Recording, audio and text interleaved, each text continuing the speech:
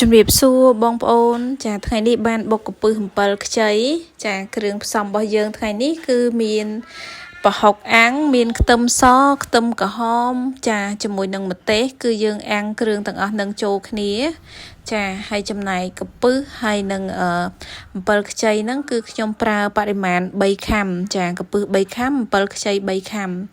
ហើយចំណែកគ្រឿងកាត់ឆ្អាបគឺយើងមានម្អមមានស្លឹកជីនាងវងហើយនឹងជីវែងចាហើយតយងចេករបស់យើងហើយនឹងតសក់សដៃគួរហ្នឹងគឺជាបន្លែតំណប់ជាមួយនឹងបុកកំពឹសរបស់យើងនឹងតែម្ដងចាជាដំបូងគឺហាន់តយងចេកទុកដាក់វាម្លែកសិនបងប្អូនចាដាក់ច្បាច់ជាមួយទឹកក្រូចឆ្មាអីទៅហាន់វាឲ្យល្អិតទុកម្លែកចាបន្ទាប់មកខ្ទឹមសខ្ទឹមក្រហមរបស់យើងគឺឆ្អិនល្មមចាអញ្ចឹងយើងបុកវាចូលគ្នាជាមួយនឹងគ្រឿងទេសរបស់យើងហ្នឹងចាថែមម្សៅស៊ុប1ស្លាបព្រាស្ករស1ស្លាបព្រា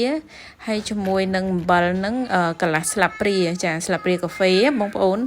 ចាអញ្ចឹងបន្ទាប់មកយើងបុកវាឲ្យសព្វចូលគ្នាហើយយើងដាក់ជាមួយនឹង7ខ្ចីយើងចូលទៅចា7ខ្ចីនេះបុកតាមមួយផ្លេតគឺល្អិតហើយបងប្អូនចង់ហាន់សិនក៏បានដែរចាបន្ទាប់មកគឺដាក់ជាមួយនឹងប្រហុកអាំងនេះតែម្ដងគ្រាន់តែបើកឡើងក្លិនឈ្ងុយឈ្ងប់បងប្អូនអើយហើយបើសិនជាបានអាំងជាមួយនឹងស្លឹកចេកទៀតគឺរឹតតែឈ្ងុយចា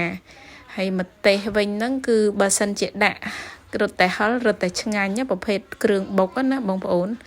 ចាអញ្ចឹងបន្ទាប់មកទៀតគឺយើងដាក់ជាមួយនឹងម្អមរបស់យើងហ្នឹងចាបុកវាឲ្យចេញក្លិនឈ្ងុយចាដើម្បីវាជួយកាត់ឆ្អាបហើយចំណែកកូនស្រីរបស់ខ្ញុំនេះឲ្យតែថាធ្វើអីគឺជួយរហូតខំប្រឹងឡើងញ័រខ្លួនអស់ហើយចា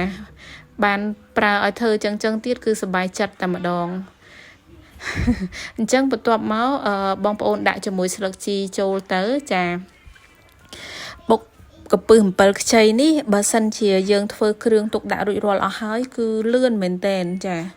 នៅពេលដែលយើងដាក់ស្លឹកជីហើយយើងចាក់កំពឹសនឹងចូលទៅ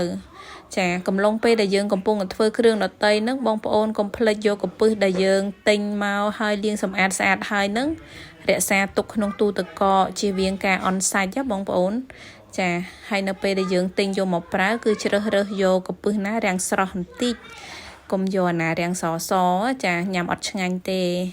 ចាឥឡូវបុកកំពឹសរបស់យើងរួចរាល់ហើយបងប្អូនចារៀបចំជាមួយបន្លែប្លុកតិចតួចទៀតមកចាអាចញ៉ាំបានហើយ